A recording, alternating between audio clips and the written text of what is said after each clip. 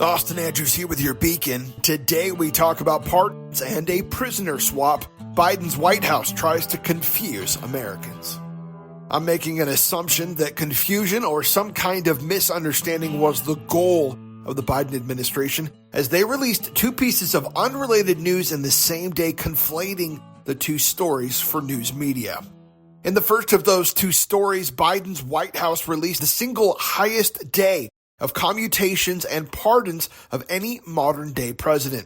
The record had been held by Obama, but Biden dwarfed the Obama efforts by commuting the sentences of nearly 1,500 individuals, 5 times the number of Obama's single-day record. This information was released in the middle of the night leading into Thursday morning of last week, with the list of names of the commutations coming out during the day. At the same time as this list of commutations was released, so were the details of a Chinese prisoner swap from November of this year. The names of the 3 Chinese nationals who were involved in the swap immediately got conflated with the 1,500 commutations and pardons, and led to social media claims that would eventually be proven partially false. While we cannot know what the intent of the administration releasing these details together was, we can know that this was not a mistake. The prisoner swap had been announced in November, with the names of the United States citizens involved being named immediately.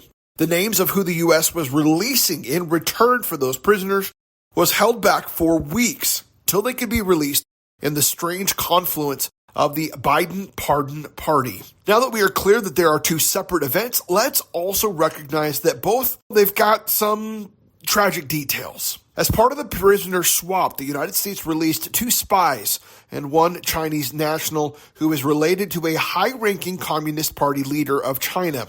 The relation to the Communist Party leader had been discovered and convicted of possession of 47,000 images of child pornography.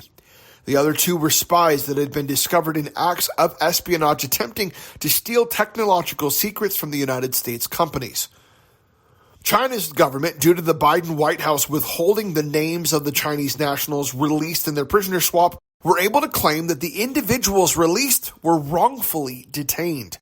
The 3 Americans released had been held on espionage charges and 1 narcotics sales charges, with the longest being held since 2012. As for the commutations and pardons, the actual list released on Thursday, individuals who at the time were still in prison were people released during COVID to halfway house situations as a way to avoid overcrowding in prisons during the highest scare of the COVID pandemic. Some were people who had genuinely made mistakes in their early life, paid their prison price, and still lived under the felony stigma while having lived for decades as upstanding citizens. Trinthia Fulton would fall under this category, who had been found guilty of a payroll fraud scheme in her 20s, has since gotten her master's in educational leadership and served her community.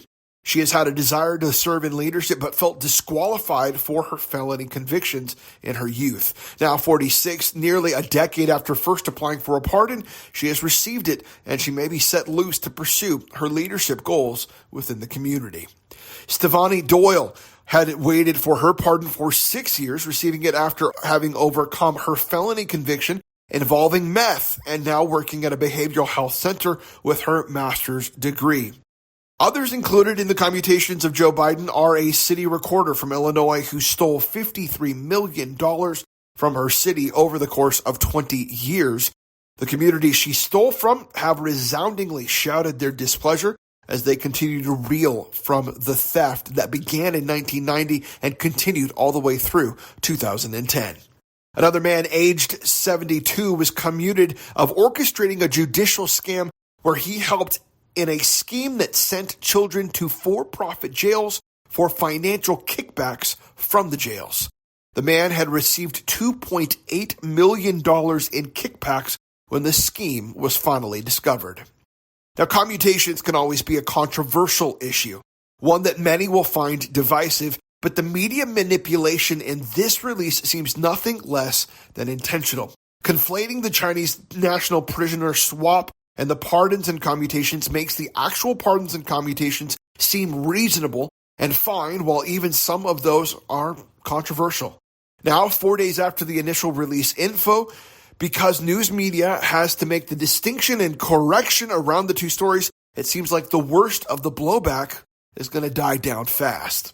Regardless, while this has been a huge round of Biden commutations, it is also unlikely that this is the end of his pardoning process.